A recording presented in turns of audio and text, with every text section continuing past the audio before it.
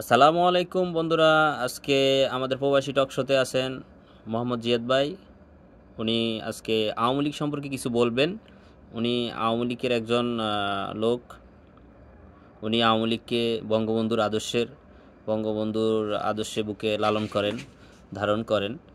উনি বলার লোক। উনি আজকে আমাদেরকে কিছু বলবেন। আসসালামু আলাইকুম।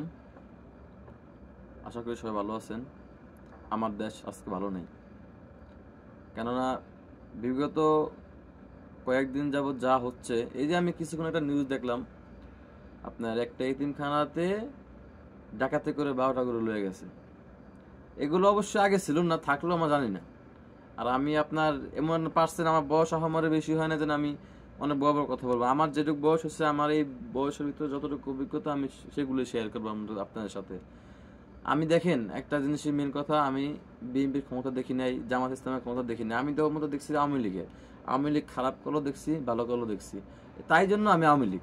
এখন আপনি বলতে পারেন, কমেন্টে সে গালাগালি করতে পারেন যে আওয়ামী লীগ ওইটা এইটা, এগুলো আমার দ্বারে নোটের লাউ। কেননা আমি আজ পর্যন্ত কেউ থেকে 2 টাকা খাইনি যে আমি কেউ ভয় ভয় কথা বলবো। আমি আওয়ামী লীগ করি, আমি শেখ মুজিবের সৈনিক, আমার শেখ মুজিব ভালো লাগে।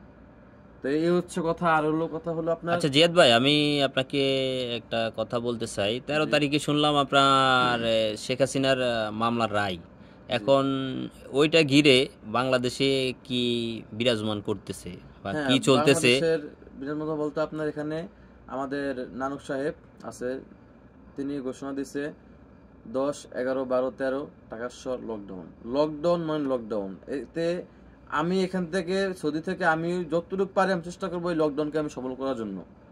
আমি বলবো, ভাই আপনি কোন দল করেন আমি জানি না, কিন্তু যদি কেউ আওয়ামী লীগ থাকেন, সেদিন ঘরে বসার কোনো সময় নাই, সেদিন বাইরে আসেন, আইসা আপনারা এই লকডাউনে আপনারা সফল হন। এমন কোনো দোকানপাট, এমনকি গাড়ি চলাচল, যানবাহন ইত্যাদি সকল কোনো বন্ধ থাকবে। নানুর সাহেব ঘোষণা দিছে, আরো বিভিন্ন মানুষ ঘোষণা দিছে। আমরা আশা করি যে আমাদের এই লকডাউন কাজে আসবে। এখন আপনারা কি এই লকডাউন কাজে লাগাবেন? কাজে লাগায় কি আপনারা মাননীয় প্রধানমন্ত্রী শেখ হাসিনাকে আপনারা দেশে আনতে পারবেন মনে হয়? হ্যাঁ, অবশ্যই আনতে পারবো। আপনার দেশ তখন ভালো নাই ভাই, আপনি বুঝতে পারছেন? আগে দেশ ছিল কি রকম আর এখন যাচ্ছে কি রকম। আ- আপনি ভাই ইউসুফ ভাই, আপনার কথা বলি, আপনি দেখেন আগে কিন্তু ভাই মারামারি কোবাকুবি হ্যাঁ হয়েছে। আমি এটুকু অন্যায় করতে পারবো যে আওয়ামী লীগ হুজুরদের প্রতি অত্যাচার করছে, এটা আমি এখানে আমি নোটে লব। আমি এই দিক দিয়ে আমি পছন্দ করি না আওয়ামী লীগকে। আমি কিছু কিছু কাজ দিয়ে আওয়ামী লীগকে পছন্দ করি। যেমন বাংলাদেশ কিন্তু আগে এমন ছিল না ভাই, বাংলাদেশে অনেক উন্নত হয়েছে, এটা আপনার মানতে হবে। হ্যাঁ, মানতে হবে, এটা উন্নত হয়েছে অনেক। মানতেই হবে। আর আপনি যদি কোন উল্টা ঠান্ডা নাই মানতাছি না, মানুষ উন্নত না, উন্নত হয়েছে ভাই। এখন আওয়ামী লীগ খারাপ করলো করছে, ভালো করলো করছে। আমার নেত্রী খারাপটা আমার চোখে দেখছি, ভালোটা আমার চোখে দেখছি। তবে আমি খারাপ থেকে আমি ভালো চোখে দেখছি বেশি। এখন আপনারা এই যে সামনে যে নির্বাচন, হুম। এই নির্বাচনে আপনাদের তো কোনো প্রার্থী নাই, বা আপনাদের দল তো মনে হয় যে নিষিদ্ধ ঘোষণা করছে। ভাই তাদের নিষিদ্ধ মানে কি? ওই যে একটা টিকটক বাইরে ছিল কদিন আগে, শুনছিলাম যে এক লোক বলছে যে যদি আমাদের দল নিষিদ্ধ করে দেয়, যদি আমাদের সিল মারতে না দেয়, আমরা বড় একটা নৌকা বানাইয়া নৌকা ভিতরে সিল মারবো। ভাই আমরা আওয়ামী লীগ করি ভাই, আমরা নৌকা দিয়ে সিল মারবো ভাই। বুঝতে পারছি, মানে আপনাদের নৌকার প্রতি আত্মবিশ্বাস বা হ্যাঁ, আপনাদের দলের অবশ্যই। প্রতি আপনাদের আত্মবিশ্বাস যে বিএনপি সরকার যদি, বিএনপি যদি 17 বছর পরে ওরা আসতে পারে, হুম। ইনশাল্লাহ আমরা 20 বছর পরে আসতে পারবো, এরকম অবশ্যই কিছু আপনারা চিন্তা অবশ্যই করেন? বিএনপি তখন আসে না ভাই, বিএনপি দেখেন, আসে না। বিএনপি না এসে কিন্তু বিএনপি অনেক কিছু করেছে তবে ভাই, কিন্তু অনেক। কিন্তু আপনাদের সবই ঠিক আছে, কিন্তু এরকম কোনো দেশে নাই যে মনে করেন যে একটা সরকারের সাথে সাথে পুরো পার্লামেন্টের মনে করেন গায়েব হয়ে গেছে। হ্যাঁ ভাই, এটা এখানে ভাই কিছু অনেক পুলিশ আছে ভাই। শেখ হাসিনা পালানোর লোক না ভাই। শেখ হাসিনা কিন্তু কিছুদিন আগেও বলছিল যে আমি পালানোর লোক না, আওয়ামী লীগ পালায় না। ভাই সে কিন্তু সহজে পালানোর মতো লোক না। সে পালানোর কারণ আছে, পালায় না, সে এখান থেকে গেছে। দেখেন বাংলাদেশের বড় বড় সেনাবাহিনীরা কিন্তু তার তাল দিয়ে যা আপনি চলে যান, পরবর্তীতে আমরা দেখতেছি অনেক ভাই মাথা তো একজনের নাকি কোন একজনের মাথার ভিতরে যদি আপনি 10 জনের, আমি একলা জিয়া থাকে না বসে রয়েছেন, আমার যদি 10 জনে কিল করে যে ভাই এটা কন এটা কন এটা কন ক্যামেরার সামনে, ভাই আমি এমনি তালে দেবো। এই পালন পালি ভাই, এত পয়সা পালন কি রয়েছে? এখন আপনি ভাই শুনেন, আপনি যে প্রশ্ন করেন যে শেখ হাসিনা পালিয়ে গেছে, ভাই পালন কারে বলে? আজকে রাতারে আদরে আমি কেউ জানে না আমি আসতে চলে গেছি, এটাকে বলে পালান?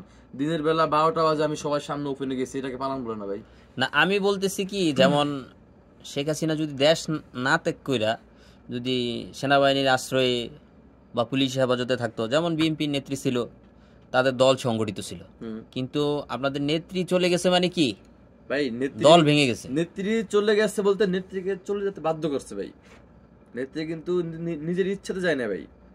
আপনি বুঝুন না কা, যেদিন আমাদের দলটা পদত্যাগ করে ওই দিনের কিছুদিন আগে কিন্তু শেখ হাসিনা নিজে ভাষণ দিয়েছে আওয়ামী লীগ পালায় না।